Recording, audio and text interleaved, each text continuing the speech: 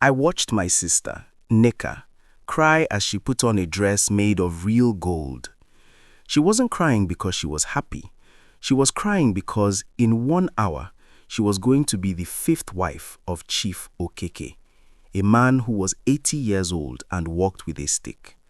My sister was only 20. She looked at me and said, "I am doing this so we never go hungry again, but I feel like I am walking into my grave." Before I tell you the shocking thing that happened in the chief's house, please subscribe to my channel and turn on notifications. I want to hear your thoughts on this. Would you marry someone you don't love just to save your family from poverty? Drop your opinion in the comment section right now. Our village was very poor. We ate once a day, and sometimes we just drank water and went to sleep. When Chief Okeke sent his messengers to our small hut with bags of rice, yams, and a suitcase full of money, our parents danced. But Nneka did not dance. She looked at the money like it was a snake. Nneka was the most beautiful girl in the village. Her skin was like chocolate, and her smile could make the sun feel dim.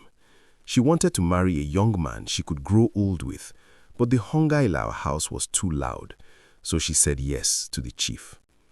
The wedding was huge. There was so much meat and wine, but Nneka sat on the high chair like a statue. After the party, she was taken to the chief's big mansion. It had walls so high she couldn't see the trees outside.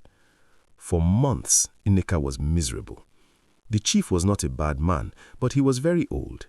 He spent most of his time sleeping or talking about the good old days.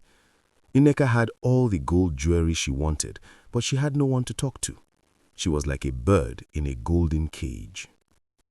One morning, Nneka went to the back of the big compound to sit under a mango tree. There, she saw a young man named Obi. Obi was the gardener. He was strong, his clothes were dusty, and he was singing a song about the rain. When Obi saw Nneka, he bowed his head. "Good morning, Queen," he said. Nneka laughed for the first time in months. "Don't call me that," she said. "My name is Nneka." Obi told her stories about the plants. He showed her how to make a flower grow even when the soil is hard. Every day, Nneka went to the garden. She stopped wearing her heavy gold necklaces. She started wearing simple wrappers so she could help Obi dig the ground. She realized that the chief's money didn't make her heart beat, but Obi's laughter did. They weren't doing anything wrong, but they were falling in love.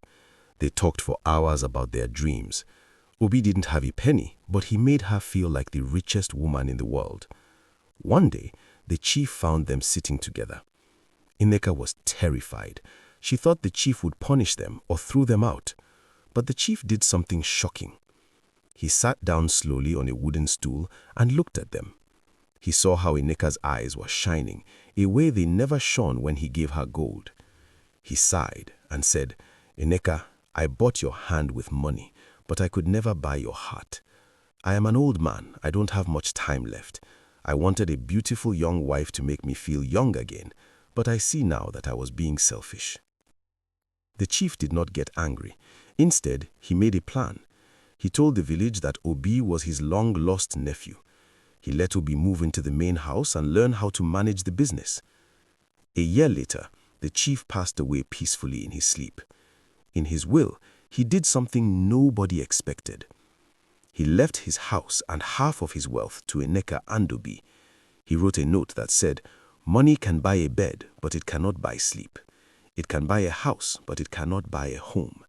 Nneka saved her family from hunger, and for that, she deserves to be happy. The lesson here is simple. You can chase money to survive, but you cannot use money to fill a hole in your heart. Love is the only thing that is truly free and truly valuable. Today, Nneka and Obi are married for real. They use the chief's money to feed the whole village so that no other girl has to sell her life for a bag of rice. They have 2 children now, and they still spend every afternoon in the garden where they first met. If you enjoyed this story, please give this video a thumbs up. It helps us tell more stories from our ancestors. What would you have done if you were Nneka? Would you have stayed for the money or left for love? Tell me in the comments. See you in the next story.